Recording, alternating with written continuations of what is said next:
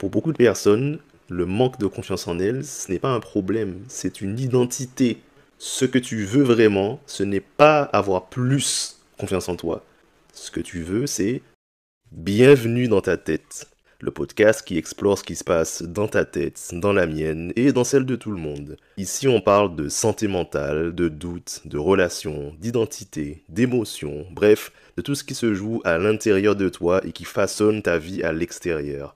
Je te le dis tout de suite, je ne suis pas ici pour te donner des leçons, mais pour te partager des réflexions, des outils et des déclics que j'ai accumulés de mes expériences personnelles, mais aussi professionnelles, en tant qu'expert en santé mentale, afin de t'aider à mieux te comprendre, à mieux t'aligner avec ce qui est important pour toi, et surtout à avancer plus facilement vers ce qui te rend réellement heureux dans ta vie.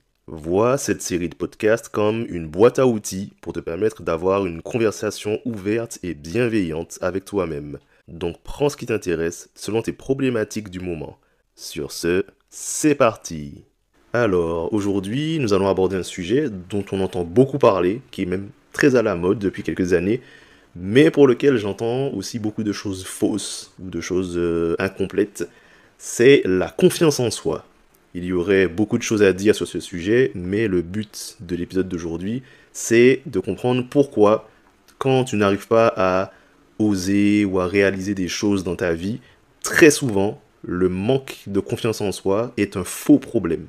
Donc on verra ce qu'est la confiance en soi, avec quelques idées reçues sur le sujet, comment elle se construit, mais aussi comment elle se détruit.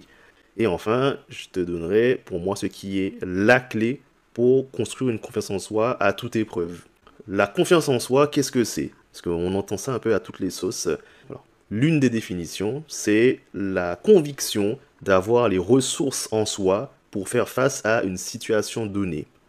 Alors, il y a déjà deux informations importantes dans cette définition. La première, c'est le terme situation.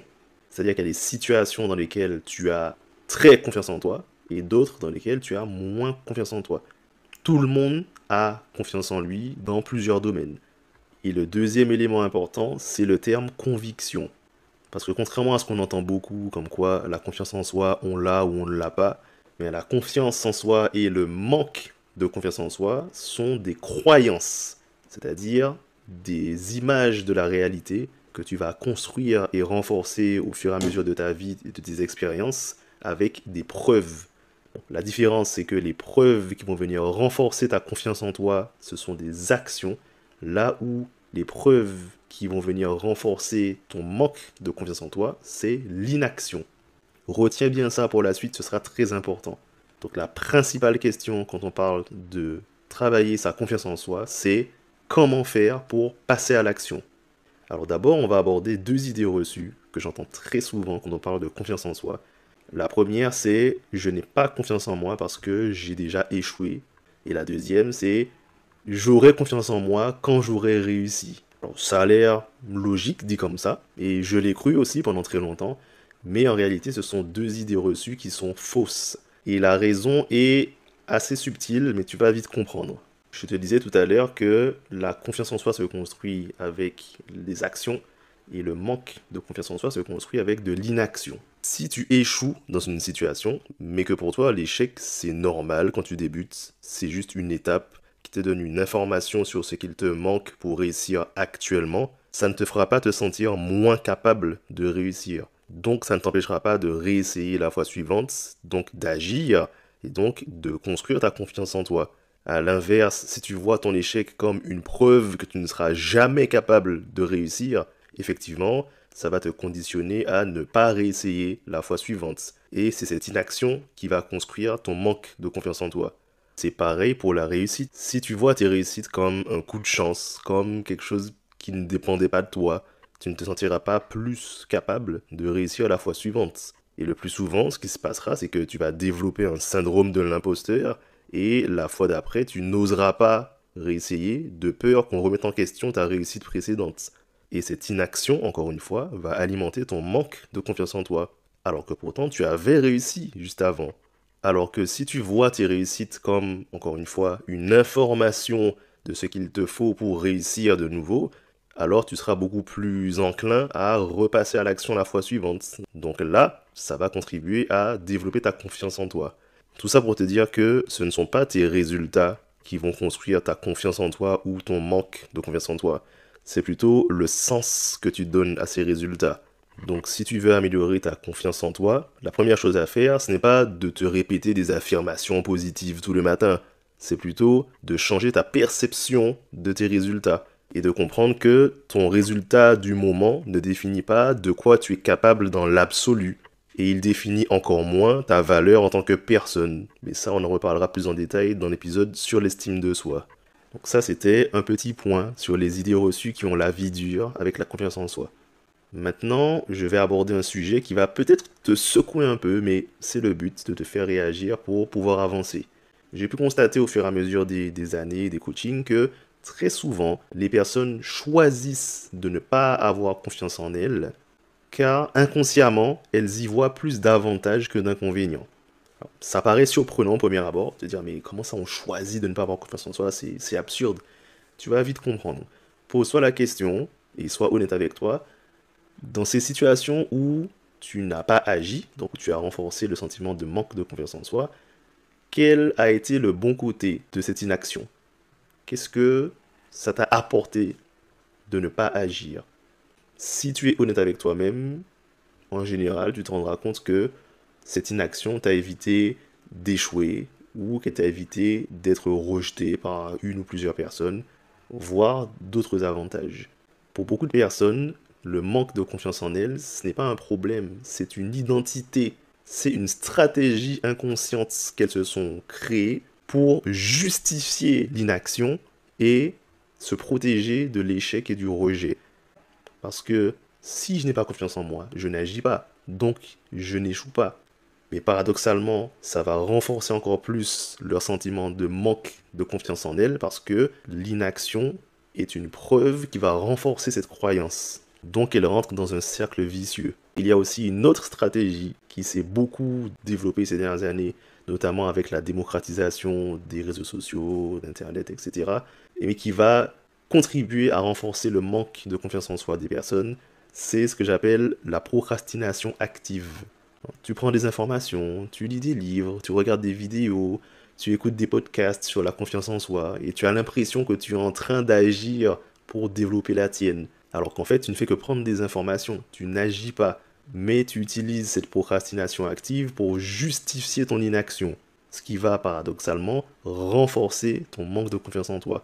Et pour maintenir cette procrastination active, tu vas te créer un idéal de confiance en soi à atteindre et commencer à te raconter des histoires par rapport à ça, en te disant par exemple, je commencerai à agir ou j'oserai faire ci ou ça quand j'aurai confiance en moi comme dans cet idéal que je me suis imaginé. Sauf que cet idéal n'existe pas, il est inatteignable.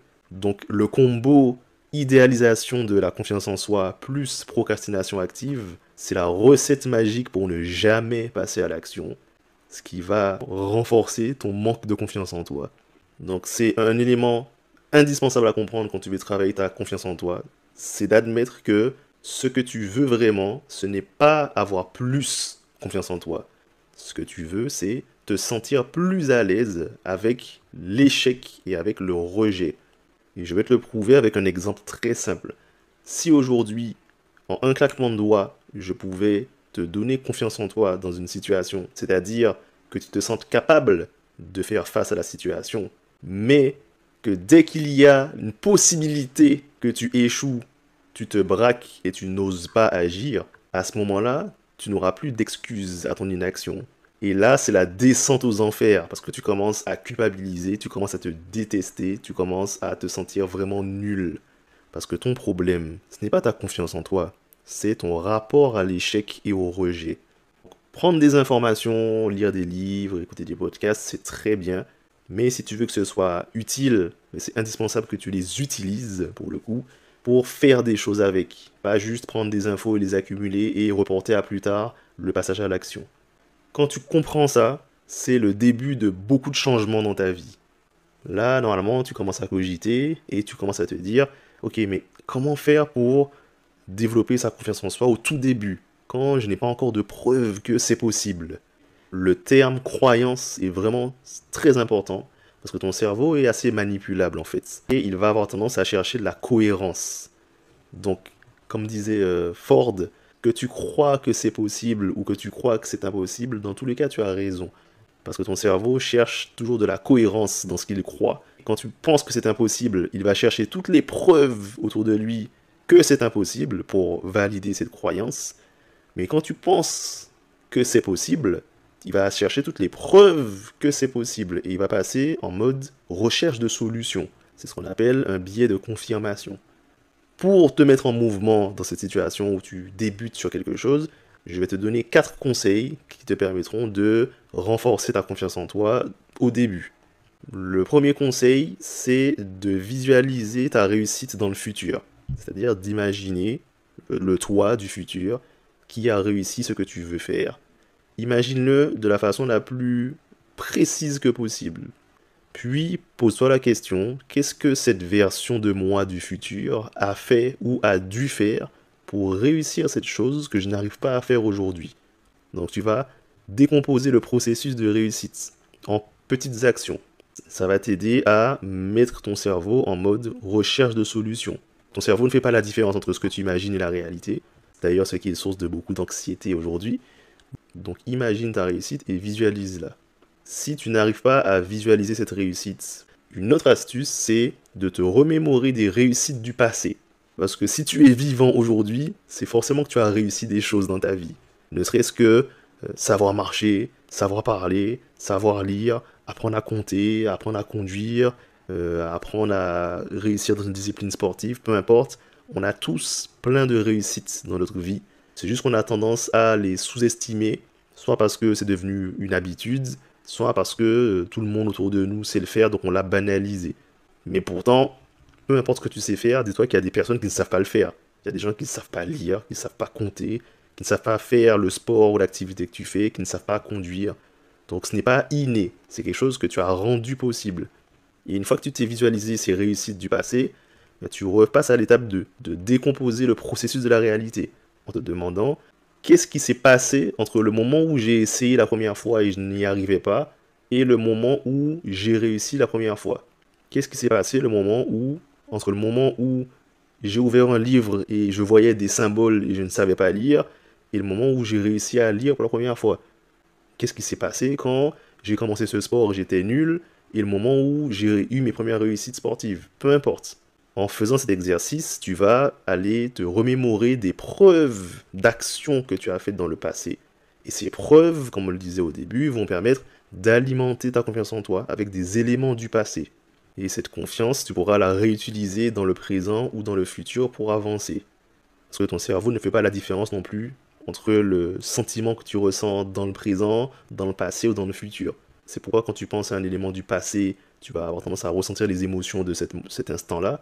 Et quand tu penses à quelque chose dans le futur en anticipation, tu vas ressentir les émotions du futur aussi. Ton cerveau ne fait pas la différence. Et si malgré ça, tu n'arrives pas à trouver des réussites du passé ou te projeter dans le futur pour imaginer ta réussite, la dernière clé, ce serait de chercher des preuves de réussite chez les autres. Trouver des personnes qui ont réussi à faire ce que tu cherches à faire. Parce que le point commun de tous les êtres humains, c'est que ce sont des êtres humains. Donc en général, si quelqu'un a réussi à le faire, c'est que c'est possible. Et une fois que tu as trouvé ces personnes-là et des preuves de réussite chez ces personnes-là, tu vas revenir encore à l'étape 2 et décomposer le processus de la réussite en te demandant quelles sont les petites ou les grandes actions qu'ont faites les personnes qui réussissent ce que je veux réussir. Et là, tu auras le process de ce que tu dois faire pour développer ta confiance dans ce domaine. Je te prends un exemple personnel. Il y a quelques années, je voulais apprendre à jouer de la guitare. Et je me suis demandé quelle est la différence entre les personnes qui jouent de la guitare et moi. Alors, ça va te paraître bête, mais la première différence entre ces personnes-là, c'est que elles ont une guitare et pas moi. Déjà. Donc, première petite action, me procurer une guitare. Ensuite, ça a été, que font ces gens une fois qu'ils ont une guitare pour réussir à jouer? Ils s'entraînent, il n'y a pas de secret, ils s'entraînent, ils les répètent plusieurs fois. Et tu peux même décomposer en très petites tâches. Par exemple, je vais apprendre un morceau qui a, 100 notes de musique. Comment faire pour savoir faire 100 notes?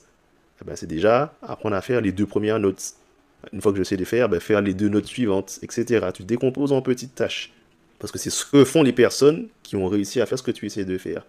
Cet exercice-là est très puissant parce que ce qui sépare l'impossible du possible, ce sont des ressources. Si tu as les ressources pour rendre quelque chose possible, ça devient possible. Donc, quand tu commences à te poser la question de quelles sont les informations, quelles sont les petites actions, quelles sont les personnes qui me permettront d'être capable de faire ça, tu commences à avoir une liste de ressources qui va te permettre de rendre l'impossible possible. Et ça va t'aider à passer à l'action parce que tu commences à voir le chemin vers la réussite de ce que tu veux faire. Et une fois que tu as ça en tête, c'est beaucoup plus facile d'oser tenter des choses, donc d'agir, donc de créer des preuves de ta confiance en toi.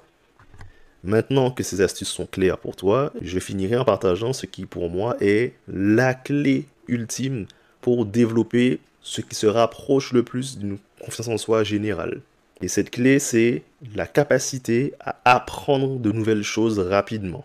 Que plus tu te prouves que tu es capable d'apprendre de nouvelles choses, plus tu te sens serein vis-à-vis de l'incertitude, de l'inconnu, et plus tu te sens capable de réussir des choses, même si à un instant donné, tu n'en es pas capable. Je reviens sur l'exemple de l'apprentissage d'un instrument de musique. Quand tu commences, tu es incapable de réussir, parce que tu n'as pas mis en place les ressources pour le faire, tu n'as pas mis le temps nécessaire, tu n'as pas mis les informations nécessaires en place pour réussir. Donc c'est impossible à ce moment-là. Mais quand tu mets tout ça en place et que tu réussis quelque chose qui, objectivement, t'était impossible à un moment, ça fait juste exploser ta confiance en toi, clairement. D'ailleurs, je pense que c'est là où l'école doit absolument évoluer dans les prochaines années. C'est dans le fait d'apprendre aux élèves à bien échouer, c'est-à-dire de savoir tirer une leçon de son échec et de pouvoir en grandir. De leur apprendre aussi à bien réussir. C'est pas juste j'ai une bonne note et je passe à autre chose. C'est qu'est-ce que ça m'apprend sur mes capacités, quels sont mes points forts, comment je m'en sers pour réussir de nouveau. Et c'est aussi dans le fait d'apprendre à apprendre. Parce qu'actuellement, l'école n'apprend pas à apprendre, elle apprend à mémoriser des choses. C'est-à-dire prendre une information et la redonner telle qu'elle pour avoir une bonne note. Alors que apprendre, ce n'est pas ça. Apprendre, c'est prendre une info, assimiler l'information, se l'approprier et pouvoir la réutiliser avec ses propres mots ou sous une forme différente. Savoir faire ça, c'est une compétence, ça s'apprend. Et c'est une compétence qui sera d'autant plus recherchée, d'autant plus importante à l'avenir, parce que la société évolue de plus en plus vite, les technologies évoluent de plus en plus vite. Donc dans les prochaines années, on sera tous obligés d'apprendre régulièrement de nouvelles choses rapidement. Ce que j'ai pu constater ces dernières années, c'est que les personnes qui n'ont pas appris à apprendre ont tendance à résister au changement, que ce soit dans leur vie professionnelle ou personnelle, et ça les épuise.